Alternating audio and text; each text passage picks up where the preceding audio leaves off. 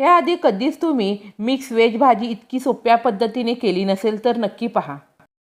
तर तेलामध्ये गाजर, शिमला मिरची, मोठे केलेले वांग्याचे काप, त्यानंतर बटाट्याचे काप छान खरपूस होईपर्यंत फ्राय करून घेऊयात। भाज्या तुमच्या आवडीनुसार तुम्ही कोणत्याही वापरू शकता। ज्या तुम्हाला भाज्या आवडत नाही त्या भाज्या तुम्ही ह्यामध्ये स्किप केल्या तरी चालेल। थोडंसं तेल कमी करून तेलामध्ये जिरे, लवंग, दालचिनी, तेजपत्ता, उभा चिरलेला कांदा, आलं लसणाची पेस्ट टाकून छानपैकी हे भाजून घेऊयात। आता त्यामध्ये हळद, लाल तिखट, धने जिरे पावडर, थोडासा गरम मसाला, हिंग, टमॅटोचे काप टाकून छानपैकी फ्राय झाल्यानंतर त्यामध्ये फ्राय केलेल्या भाज्या टाकून व्यवस्थित मिक्स करून घेऊयात।